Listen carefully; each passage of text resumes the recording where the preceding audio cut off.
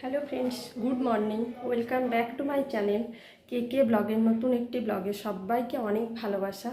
আশা করি সবাই অনেক ভালো আছো। আমিও তোমাদের আশীর্বাদ ভালোবাসে এখন অনেকটাই ভালো আছি। তো আজ মঙ্গলবার, চোখ মুখের অবস্থা দেখতে পাচ্ছ বন্ধুরা। মানে রাত্রে কেন জানি না 2-2-2:30 বেজে যাবে, ঘুমিয়ে ধরবে না, বেলা করে 10টার সময় ঘুম ভাঙবে। আর 10টার সময় ঘুম ভেঙেছে, তার মাঝখানে সে ফোন করতেই থাকে, ঘুম ভেঙেই যায়, তাও ফোন রেখে দিয়ে ঘুমিয়ে যায়। আর সকাল থেকে উঠে আর ভিডিও শ্যুট করে নিই, এখন প্রায় 12টা বাজতে চললো। সকালে উঠেই ফ্রেশ হয়ে আগে খাবার খেয়েছি, খাবার খেয়ে কাল যেহেতু সোমবার ছিল তো সারাদিনই প্রায় উপবাসের মধ্যে, মানে ভাত টাত তো কিছুই খাইনি। দিয়ে সকালে উঠে কাচাকাচি ছিল, অনেকগুলো কাচাকাচি করলাম, আর বাসনটা তো সব ধুলাম। এরপর রান্না করব, রান্না করে স্নান করে পুজো করব। তো চলো সারাদিন ভিডিওটা দেখতে থাকো, আশা করি ভালো লাগবে।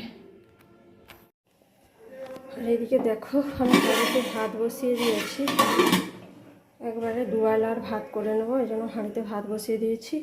আর ফ্রিজে কি আছে চলো দেখি।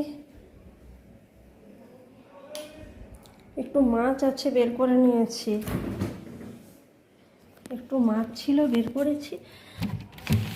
কি আছে ফ্রিজে দেখি, চিচিঙ্গা, পটল, ঢেঁড়স। চিচিঙ্গাটাকে ভাজবো, আজকে ভাজবো না, পটল আর ঢেঁড়সের তরকারি। এখানে দেখো কেটে রেখেছি আলু আর পটল, আর এখানে পেঁয়াজ, কাঁচা লঙ্কা আর টমেটো করে কেটে নিয়েছি, একটু আলু পটলের রসা করব। আর একটু মাছ আছে, মাছটা পোস্ত বানাবো।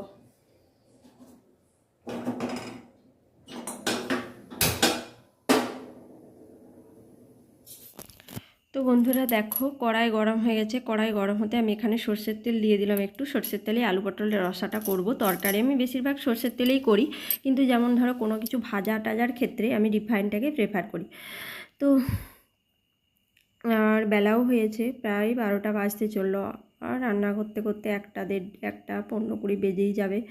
আর বাইরে প্রথমে সকালের দিকে বন্ধুরা এক ঝলক রোদ দিবে ওই 12টা পর্যন্ত, তারপর থেকে কোথা থেকে মেঘ এসে হাজির হবে তার কোনো ঠিক নেই। তো এইদিকে নুন আর হলুদ দিয়ে পটলটাকে একটু আমি প্রথমে ভাজা ভাজা করে নেব।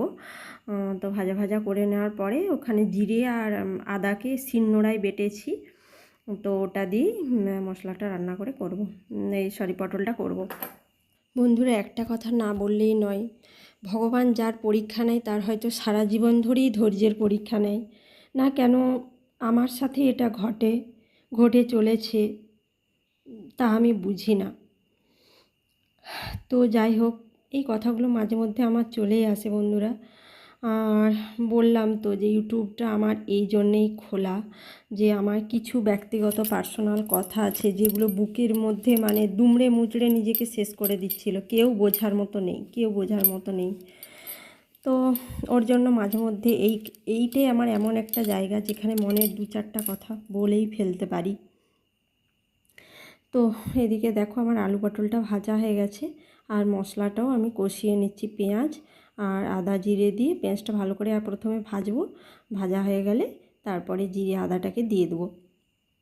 তবে একটা কথা বলি বন্ধুরা, প্রত্যেকেরই একদিন না একদিন আসবে যে দিনটার জন্য অপেক্ষা করতেই হয় প্রত্যেককে। তবে জানি না আমার সেই দিনটা আসবে কি না, কেননা আমার কপাল এতটাই খারাপ। হ্যাঁ, কেউ বলতে পারে যে তোমার কপাল তুমি নিজে তৈরি করেছো। একদমই কথাটা ভুল। আমরা কি করব না করব সেটা উপরওয়ালা প্রথমে লিখেই পাঠিয়েছে, জন্ম মৃত্যু বিবাহ, এই তিনটা অবশ্যই মানে ভাগ্য ছাড়া কোনো দিন হয় না। আর এটা আমি আগে বিশ্বাস করতাম না, কিন্তু এখন আমি বিশ্বাস করি। যাদের টাকা আছে তাদের বা ভালোবাসার মানুষ নেই, আর যাদের বা ভালোবাসার মানুষ আছে তাদের বা টাকা নেই, এরকমই একটা কথা।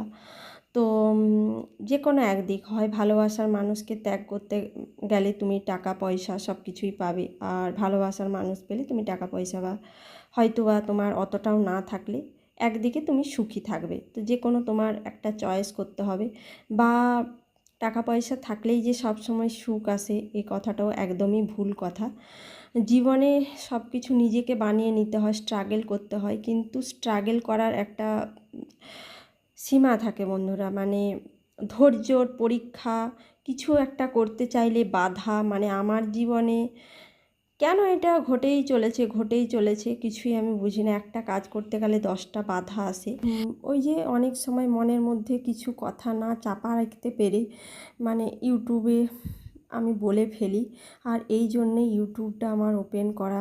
মানে আর এইদিকে আলু পটলের তরকারিতে দিয়ে দিলাম গরম মশলা, দিয়ে একটু নাড়াচাড়া করে দিলাম। গরম মশলার ভিডিওর ক্লিপটা ডিলিট হয়ে গেছে মনে হচ্ছে। আর একটু সামান্য ঘি দিয়ে দেবো। আর অনেকটা করেছি যেহেতু আমি এবেলা একটু খাবো, আর সে ওবেলার জন্য রুটি দিয়ে খাবো বলে একটু তরকারি তুলে রেখে দেবো। তো এটা হয়ে গেলে এরপর মাছের তরকারি করব। তারপরে আমি স্নান করে ফ্রেশ হয়ে ঠাকুর প্রণাম করে খেতে যাব বন্ধুরা।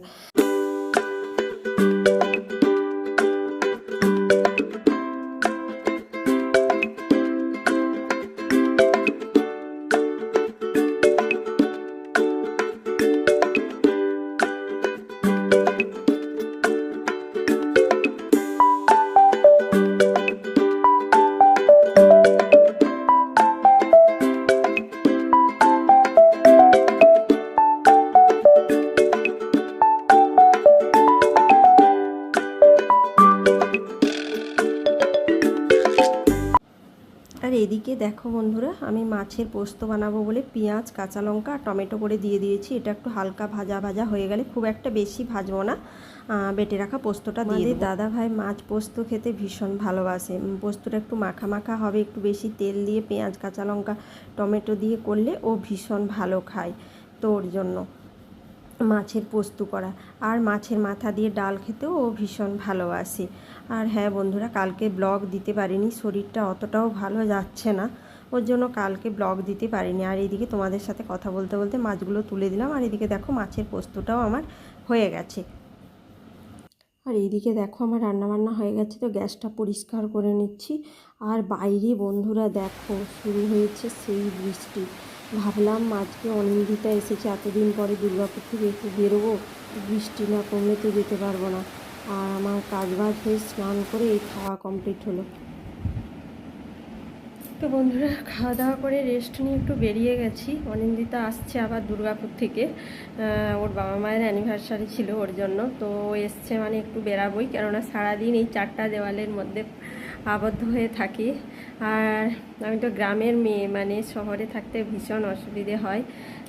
শহরে থাকতে ভালো লাগে, কিন্তু একা একা একদম ভালো লাগে না। তো ওর জন্য বিকেলবেলায় বেরিয়ে গেছি। তো চলো কোথায় যাচ্ছি না যাচ্ছি তোমরাকেও নিয়ে যাবো। আমাদের আসা মানে ওই শপিং মলে ঘোরা, দোকানদানিতে ঘোরা, এইসবই আর কি। তো চলো ভিডিওটা দেখতে থাকো।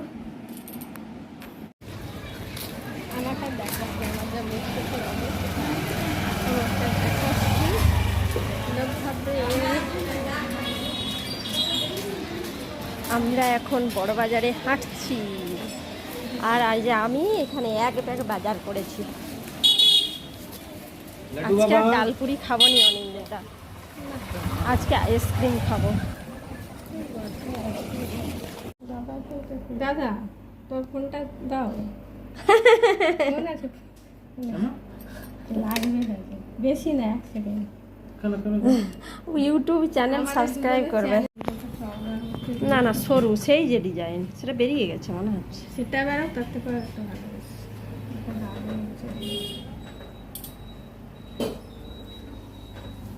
2137 এইটা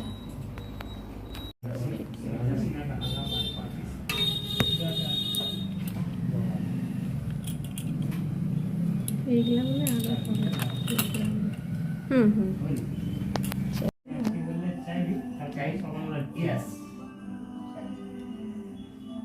আমাকে বললো বলে ঝাঁটা হাতে দিই।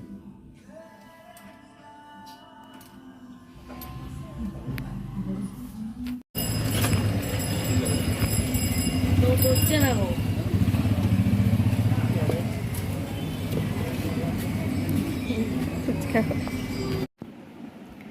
তো বন্ধুরা বাড়িতে ফিরে চলে এসেছি। আর বৃষ্টিতে দেখছো আধ ভিজা হয়ে গেছি। আর বৃষ্টির জন্য ভিডিও বানাতে পারিনি। আর এইদিকে দেখো আমি জামা কাপড় কীভাবে শুকোতে দিয়েছি, মানে কিছু বলার না, এত বৃষ্টি হচ্ছে। আর বাইরে জামা কাপড় কাচ্ছি কিন্তু শুকনো হচ্ছে না, ফ্যানের শুকনো করতে হচ্ছে। তো চলো ফ্রেশ হয়ে তোমাদের সাথে আসছি। বন্ধুরা দেখো জামা কাপড় সব এইভাবেই আমাকে শুকোতে দিতে হয়েছে।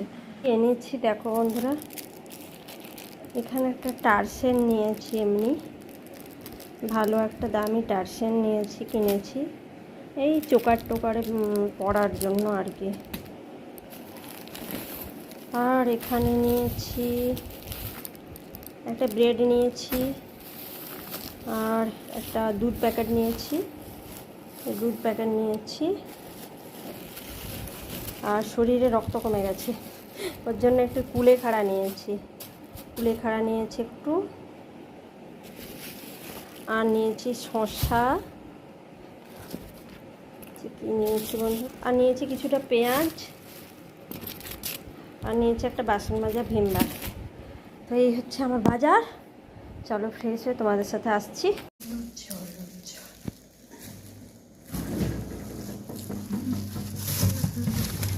আর এগুলোকে একটু জায়গা মতো রেখে দিলাম,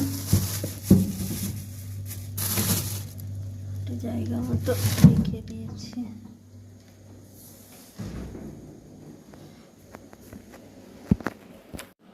তো বন্ধুরা দেখো ফ্রেশ হয়ে আমি চলে আসছি, আর শুয়েও পড়েছি। তো আজকে আর রান্নাবান্না কিছু করব না, ও বাইরে থেকে রুটি আনবে আর আলু পটলের তরকারি আছে, ওবেলা তোমরাকে বলেইছিলাম ফ্রিজে মিষ্টি আছে, তো ওটা দিয়ে খেয়ে নেবো আজকে। তো আজকের ব্লগটা বন্ধুরা এই পর্যন্তই। ভালো লাগলে প্লিজ একটি লাইক করে দেবেন, বন্ধুদের সঙ্গে শেয়ার করে দেবেন, আর একটি সাবস্ক্রাইব করে দেবেন। তো tata, good night and sweet dream. দেখা হচ্ছে নেক্সট কোনো ব্লগে।